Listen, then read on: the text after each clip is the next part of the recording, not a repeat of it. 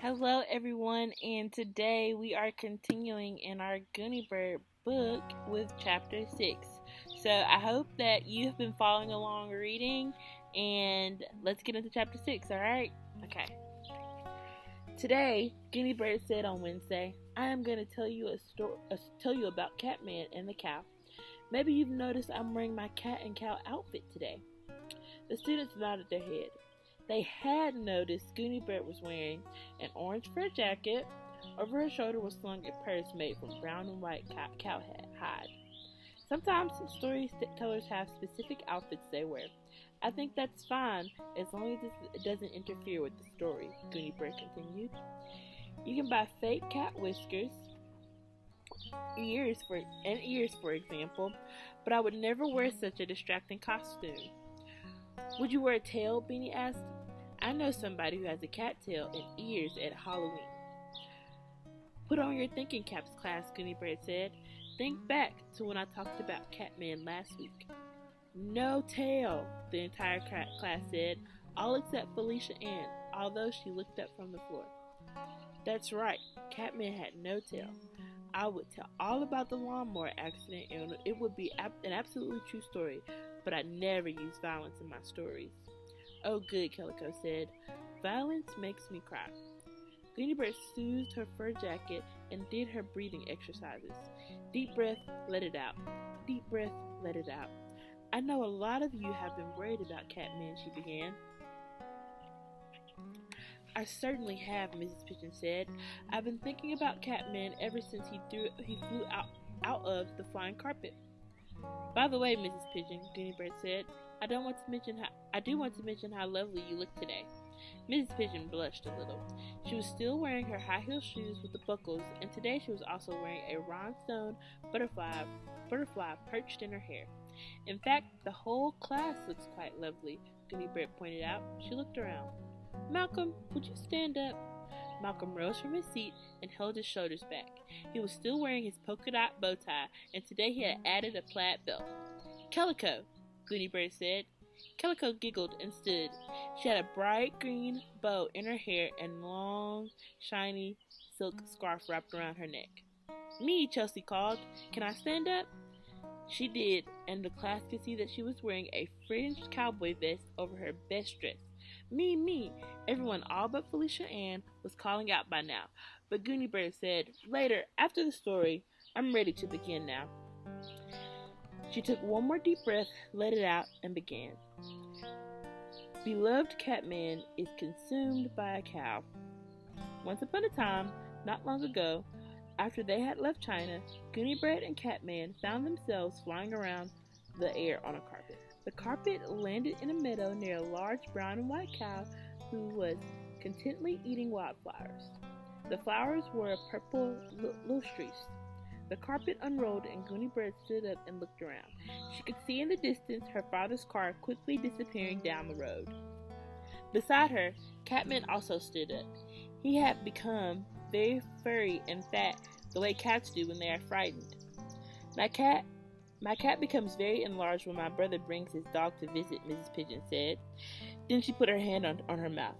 Oh, I'm sorry, Gooney Bird, I interrupted. That's all right, Gooney Bird replied. Maybe this is a good time for everyone to tell cat getting big suddenly stories. Many children did.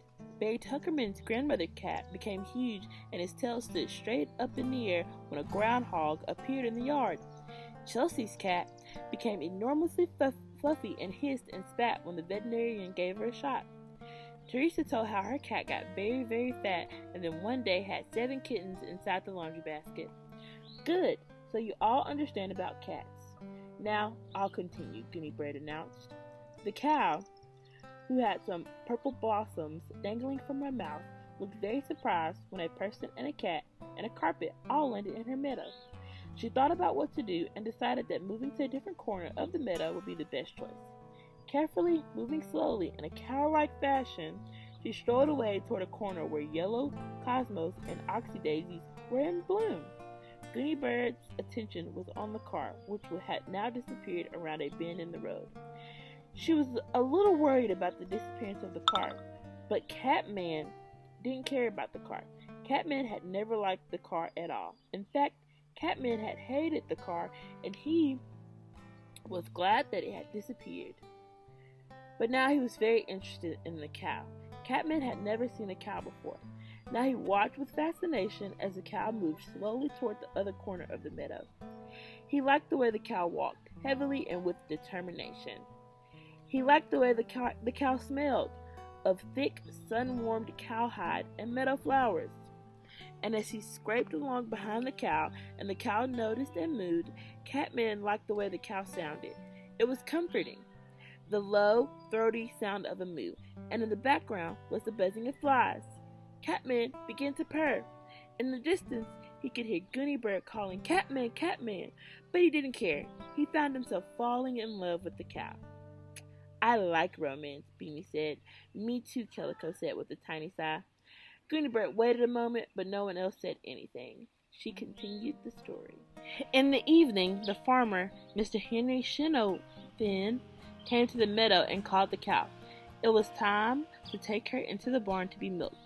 The cow liked the farmer, who was soft-spoken and kind, and she liked the barn, which was airy and dark and smelled of hay, and she liked being milked, which felt a little like sneezing, something that needs to be done now and then. So she cheerfully followed the farmer when he called her. Catman cheerfully followed the cow. Mrs. Clara Shinahoff, the farmer's wife, was feeding the chickens when her husband walked past, leading the cow. "My word," she said, "look, there's a cat with no tail following the cow." "So there is," said her husband. "Perhaps he's hungry. We should feed him." They tried to take Catman into the house to be fed, but he refused to leave the cow. So they brought him a bowl of tuna fish and gave it to him in the barn. When Mr. Shinohoffen milked the cow, he squirted some into the dish for Catman. That night, Catman, who was by now completely and hopelessly in love, curled up beside the cow and slept. He had slept there ever since. During the day, he goes to the meadow with the cow, and while the cow eats wildflowers, Catman chases field mice and butterflies, listens to the buzzing of flies, and smells the warm and pleasant odor of cowhide. Goody Bird paused. "Question?" she said. Calico raised her hand. "I was waiting for the bad part," she said. "I was going to cover my ears." "What bad part?" asked Goony Bird. "You know," Calico whispered, "where the cow ate Catman." Goony Bird looked surprised. "The cow didn't eat Catman. The cow hardly noticed that Catman is there. The cow eats wildflowers." "But you said," Calico began. "Yes, you said," Malcolm called. Mrs. Pigeon stood up. "Remember the title of the story, children," she said. They all tried. "How a Cow Ate Catman?" Barry Tuckerman called out. "How a Catman Got Eaten Up by a Cow," Teresa said. Mrs. Pigeon shook her head. She picked up her notebook. "I wrote it down," she told them. "Beloved Catman is consumed by a cow." "Let me finish," Goony Bird suggested. She went on with the end of the story. That night, the farmer and his wife turned on the TV and saw the interview with the little girl who rode a flying carpet. "If anybody finds my cat," the little girl, it was Goony Bird, said, "please call a television station." So Mr. Henry Shinofin, the farmer, called. "I have the cat here in my barn," he said. "Orange and white cat, no tail. But I gotta tell you," he said, "I don't think you'll be able to take it away. It won't leave my cow." "Won't leave your cow?" the TV lady said. She sounded puzzled. "Nope," said the farmer. "We didn't even leave for tuna fish. We had to take the tuna fish and put it right beside the cow." "Why?" "Happens sometimes," the farmer explained. "I guess you call it something like love. The cat is downright consumed by the cow." "And is the cow consumed by the cat?" the TV lady asked. "Nope. The cow doesn't care one way or another, but she doesn't step on the cat. She's a careful cow." The TV people called Goony Bird and her parents. They told them where Catman was and that Catman was consumed by a cow. So the Green family drove their car back to the meadow and visited Catman. Catman was nice to them, but they could tell that he was not consumed by the Green family, who was consumed only by the cow. So they kissed him goodbye. Then they hugged and kissed the farmer and his wife, and they all sang "Farmer in the Deli" and danced in a circle, on their tippy toes. They all lived happily ever after. The end. I love happy endings, Calico said with a sigh. Me too, Mrs. Pigeon said. Thank you, Gooney Bird. Let's get our arithmetic books out now, class. Everyone in the class groaned. I know, Mrs. Pigeon said, laughing. It's much more fun to listen to Gooney Bird's stories, but we can look forward to tomorrow. She'll have another one tomorrow.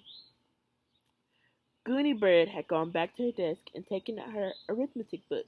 She looked up in surprise. No, actually, I won't, she said. That was my last story. The second graders, almost every one of them, called "No!" in very loud voices. It sounds like a huge chorus singing a song called "No!" Mrs. Pigeon looked horrified. But, Gooney Bird, she said, we still have a lot of unanswered questions. Like what? Asked Gooney Bird. Well, let me think, Mrs. Pigeon frowned. The false teeth? Nicholas called. Yes, Mrs. Pigeon said. Why did your father have to pack 43 sets of false teeth? That's a story you haven't told yet. Gooney Bird looked surprised. That's not a story, she said. That simply requires a dictionary. You have one right there on your desk, Mrs. Pigeon. Mrs. Pigeon reached for her dictionary. Look this word up, Gooney Bird said. She pronounced the word very carefully. Prostodontist. My goodness, Mrs. Pigeon read the definition. It's a special kind of dentist. He makes false teeth. Exactly, Gooney Bird said. That's what my father is. No story there. But we want more stories, Gooney Bird, Barry Tuckerman said in a loud voice. As usual, he was standing up with one knee on his desk chair. Gooney Bird sighed impatiently. I need to do my arithmetic, she said. I'm not very good at subtraction yet, but all right, sit down. Barry, close the dictionary. Mrs. Pigeon, I will tell you how to get stories. All right, so we see how in this chapter, Gooney Bird's cat, they're at a farm, and we see, you might have been thinking before, while we were reading, that her cat was eaten by a cow, but in actuality, her cat just fell in love with the cat, which is very weird. I've never actually seen that before, but it was in our story. It happened in our book. So I guess sometimes it can happen. I hope you guys are having a really great day. I miss you guys so much, and I cannot wait to see you guys in person again. And yeah, stay tuned for chapter 7. Bye, guys.